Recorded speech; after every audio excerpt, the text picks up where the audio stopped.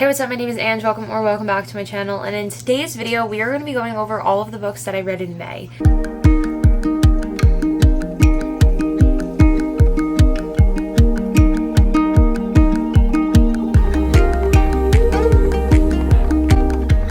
Do you want to know like a really weird kind of thing that I've been doing? Every month so far this year, I have read either 7 or 11 books. Like without fail, it's been 7 or 11. I haven't done that at all, like on purpose, nothing. It keeps working out that way, and it's really, really weird. So this month I read 11 books, and I'll just go through like them kind of like in order. So I pulled up my Goodreads here, and we're going to start off with the very first book that I finished this month, and that was Twilight by Stephanie Meyer. You might have seen this in a video already where I read my friend's favorite books. This was Jess's favorite book. Obviously, if you don't know Twilight, you must live under a rock. Everybody knows Twilight. This was the first time I've ever read it. I know it's been around for like ever. How have I not read this book yet? But I didn't. So I will be continuing with the series. I gave this one 4.5 stars. Honestly, I thought it was so interesting. And I know that some parts were like cringy, for lack of better terms, but I liked those cringy parts. Like, you gotta be in like the mood to read this, I guess. I didn't think it was terrible. I rated it so high because I was in a slump when I was starting this, so it really helped me get out of it. It was super interesting. I don't know. I read this mostly through April and then finished it on May 1st. Technically, this was like a majority April read, but that's okay. So we're just going to ignore that. But this was the first book that I finished in the month of May. Next is actually another book that I read. I started it in April and I finished it in May, and that was Ruthless Vows by Rebecca Ross. This is the second to Divine Rivals Letters of Enchantment? Is it Letters? Yeah, Letters of Enchantment. This is just the continuation of Iris and Roman. I don't want to spoil anything for the first book if you haven't read that yet. If you haven't read that, please go read it. I rated this one for 4.5 stars. Again, this was a very, very strong read. I rated Divine Rivals, I believe I rated that one 5 stars. Reading this one, even though I know that continuing on after the first book was necessary, like there's no way that I could have gone without a second book ever, I felt like this book made me lose a little bit of the magic from the first one, if that makes sense. I just felt like it wasn't as strong. Like, it was great, don't get me wrong, but it was, that first one had like that magic and that connection to it that I feel like this one just didn't have for me, but it was still amazing. Majority of the time I had like major chills, so when I finished Divine Rivals, I'm pretty sure I immediately picked this one up and was like, I have to know what happens. But love it. I'm glad that I read it. I just felt like that magic that I felt from the first one with like the typewriters and everything like that, like even though they were still involved, it just felt different in the first one. I just felt like I lost a little bit of that here, so for that reason, it wasn't a 5-star, but it's still pretty high up there. The next book that I read was The Bad Reputation Duet by Krista and Becca Ritchie. This one follows Willow and Garrison, and if you read the Addicted Calloway Sister series, I absolutely love the Addicted Calloway Sister series. I read that one last year, and I was putting this one off for so long because I just didn't want it to be over, and I'm well aware that there's Like Us series, and then Cobalt Boys or the Cobalt Children, their spin-off is coming soon, but I just like these ones, like just being able to read them only, I was holding on as long as I could, but that TBR jar video chose the longest book, and this one is like 700 or something pages, maybe a little bit more. It's almost 700 pages. Oh, it is. I'm sorry, it is 701 pages, so this was the longest book on my TBR, so I was forced to read it, but I gave this one 5 stars. I absolutely loved it. I flew through this one. I believe that I read this one in 2 days. Yeah, I read this one in 2 days. Amazing for a 700-page book, and I absolutely ate it up. It was so good. I love Willow, and I loved Garrison. So, like, in the Calloway Sister series, Addicted, whatever, that one, I did not like him pretty much, like, at all. I think the whole time I was like, oh, I kind of feel bad for this kid, but being able to really read him and read Willow, I felt like I was connected to them in a different way than I was in the Addicted Calloway Sister series, where I didn't get their point of views. Really being able to get inside their heads like this, it was so good. I love this, and I'm really happy that I finally read it and stopped putting it off, even though I was forced to read it. The next book that I read was actually a novella, so I do not have it with me, but I was going to read Pucking Around by Emily Rath, and then I saw that there's actually a prequel, so when I clicked on it in the Kindle, it said, read this here, so I downloaded it and I read it. So I did not rate this one, but this is a prequel to Pucking Around, which follows, what are their names? Rachel and, what's his name? Who's Mr. Perfect? What's his name? Not Jake. It's not Jake, is it? Yeah, it is Jake. Rachel and Jake. And, oh, put this one down. We're not talking about this one. It follows Rachel and Jake before this book. I can't really rate this. I just thought if you know what these books are about, then you know what that whole prequel is about. I felt that it was good for a prequel, like, really setting it up. Did I think it was absolutely necessary? No, like, couldn't we have kind of just put it in here and then been like, oh, however many months in the future, how many months later? Like, I feel like that didn't need to be separate, but that's me personally. I did not read that because it was just a novella. After that, though, I did read Pucking Around, and I had very strong opinions on this book. This is a Why Choose romance, and if you have watched my other videos, you know that I did not know that this is a Why Choose romance, or I did not fully understand what a Why Choose romance was until I read this book. So it follows Rachel, and she's just getting a job for the NHL's hottest new hockey team, and she's a new physical therapist for this up-and-coming team, the Jacksonville Rays. And in the prequel, she had met this guy, his name was Jake, and they didn't exchange names or anything like that. So when she walks in there and she sees him, but she likes him, but she also likes the goalie, which comes out later, and then she also likes the, is he a trainer? His friend, I think he's a trainer. The equipment manager, Caleb, who is Jake's best friend, and it's like a whole thing, and I didn't rate this book, and that's because I don't know what to rate it. I have so many feelings and thoughts about this one, so let me read my review again, because I read this in the beginning of May, and I've been trying to kind of block this one out of my memory. This book was just way too long, honestly, for me, and I'm sorry. A lot of people love this. I was just talking to somebody who really enjoyed this book, and I think that the reason I didn't like it so much was because it's just how I feel about these topics, but I thought it was way too long, and I don't think it needed to be, considering what the majority of the book was about. And if you read it, you know what I'm talking about, but I do not want to talk about that on here. This had so much potential to be such an amazing, complex plot line, with her, like, being scared to risk her job because she loves her job and she loves what she does, but then she's with somebody on the team and that's not allowed. And, like, it had so much potential to be so good and complex and whatever, but instead it was just so much of that when she started to get physical with everyone that I felt like it really lost it. And I didn't like her as a character. She really annoyed me, talking about how, oh, I love my job and that's all I care about and I don't want to risk it, to like, okay. Like, again, trying not to spoil anything or get, like, talk about a word that I shouldn't talk about, but I don't know. I just felt like it was very different from what I wanted, from what I expected. I maybe didn't understand what a Why Choose romance really would have been. I maybe would have preferred if she had, at the end of it, chosen one. Maybe, like, I didn't realize it was going to be like a whole thing affair altogether. I did not know that. So if maybe at the end, if she had been able to choose one, I could probably talk about this book for like 15 minutes, so I'm just going to end it. I did not rate this one. I have a lot of feelings and thoughts about this one. No hate to anybody who does love this book, because the parts that I was reading that I enjoyed, like, I thought it was good. It's just, it's not my cup of tea, and therefore I have not rated it and don't really love it. I will not be continuing with this series.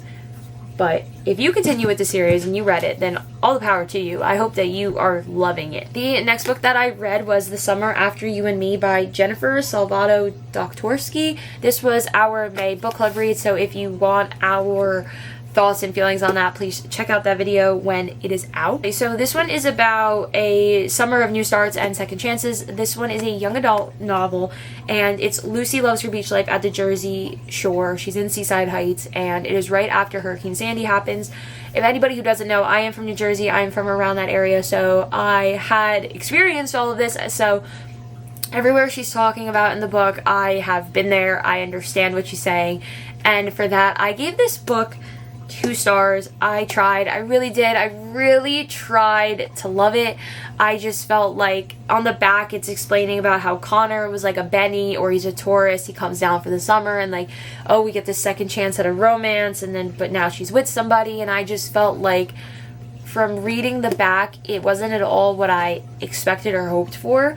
And I think reading about like where I'm from is kind of odd to me. Like, I don't know if I love that all too much, but it was mostly just about the hurricane and rebuilding after that. It didn't have that romance aspect, and any part that did have romance, I felt like it was very immature. I mean, like, they were 17. I feel like we all agreed in this when you do watch that video. If you do watch that video, if you have watched that video, then you know, but we all kind of agreed that maybe this was just a little too young for us, and reading about where we're from was a little odd.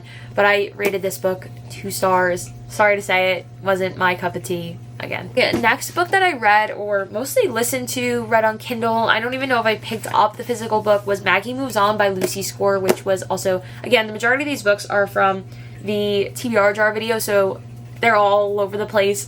This one had been on my TBR for the longest. This one is about a house flipping sensation on YouTube named Maggie. So she arrives in Kinship, Idaho, and she bought this giant house, and she's hiring all these contractors, and that's when she meets Silas Wright, and he's a contractor, he's a landscaper, and it kind of just all blossoms from there. I rated this one 3 stars. I listened, whatever, to this book the entire month of May. This was like my audiobook for the month that I try and listen to like a little bit whenever I can, if I'm going off of podcasts or whatever. That's besides the point. I listened to this one the majority of the time. Also, a lot of feelings towards this one. I read the Knockabout series. I do enjoy Lucy Score's writing. However, I really need to be in the mood for a romance like that, like the immature but not immature romance. If you've read her writing, if you kind of understand what I'm saying there, like where it's immature but it's not immature, that's kind of how I feel. This one felt very long, and I felt like constantly things were going on one hand, and I really enjoyed it, but on the other hand, I thought it was like too much. Like, I thought that there was just so much, and I also felt like there was a lot of loose ends, but there wasn't. Like, I don't know. The side quest was the most interesting part about like the whole thing about the people that lived in this house, and like I really enjoyed that. I loved the old man that was researching it with them. I loved the characters. I loved the found family aspect. However, I did not love the insta-lovey thing where Silas immediately was like, I'm in love with you, like I'm gonna marry you. Did I love that? No.